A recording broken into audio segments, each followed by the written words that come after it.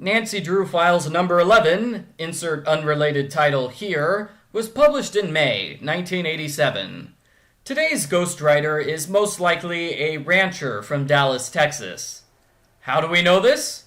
The book is about Nancy working as a ghostwriter in Dallas. Subtle move there, mystery writer.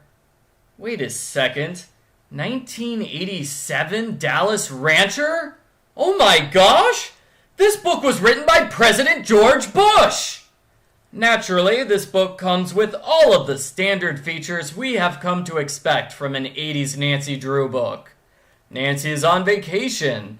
There is an incredibly handsome suspect. There's a fake-out suspect who gets angry at the drop of a hat. There are at least 4 near-death escapes. Nancy uses karate. Wait, scratch that. Nancy does not use karate in this book. Oh, and we were so close to getting a full scorecard in Nancy Drew Bingo. Nancy is in Dallas to help out the oil tycoon / rancher Robert Reigert. His wife was a wealthy Mexican aristocrat. 15 years ago, she died in a plane crash with their 2-year-old daughter. Reigert has just been informed that the daughter is still alive and she is being held for ransom. Minor complication, Reigert has a new family now. He married a waitress named Jonelle Blake, which she claims was the worst mistake of his life.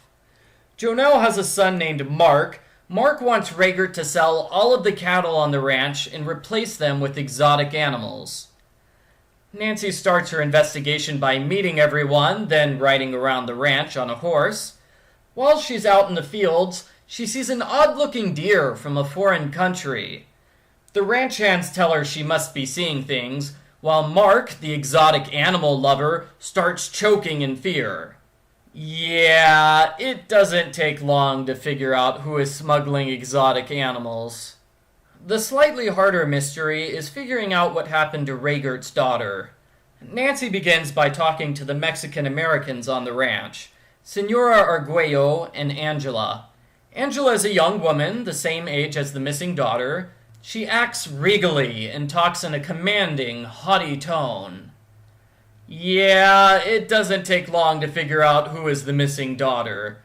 The author accidentally gives it away by describing Angela with fancy language that only works if she's a high-class aristocrat. Poor ghostwriter, foiled by adverbs. Gee, maybe the author really is President Bush. In between bouts of stomach problems, Reigert gets 2 more messages from the kidnapper. One of the messages contains the only remaining photograph of the daughter. Reigert says that this photograph was stolen from his personal dresser. Remember that now. Reigert knows for certain that the culprit has been looting through his dresser.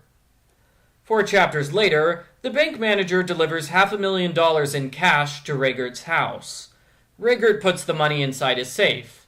Nancy takes the bank manager back home, and when she returns to the house, the money has been stolen. Nancy asks Reigert who could have opened the safe. He says that he keeps the combination in his dresser. As in, the exact same dresser that the culprit has already robbed.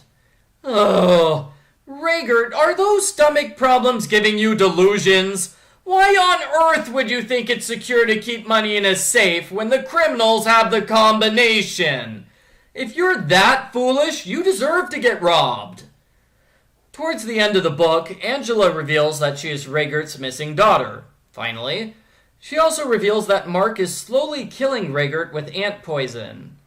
Ah, so that's why Reigert has constant stomach problems.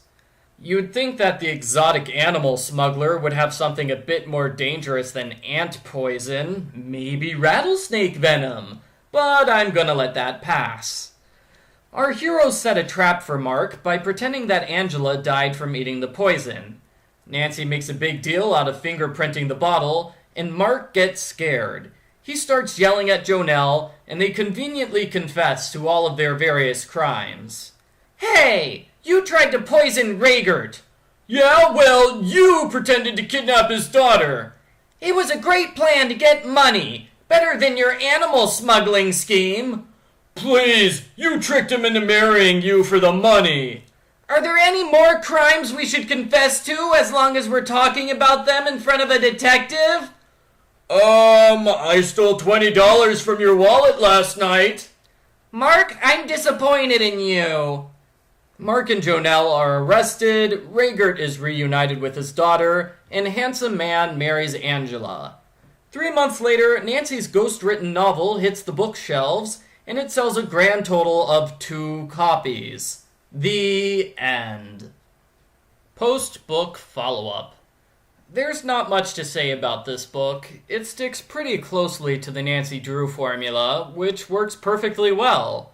The book hits all the right notes, and while nothing about it is particularly memorable, it certainly does its job as a few hours of mindless entertainment. This is a very predictable book. I was able to solve the mysteries long before Nancy did.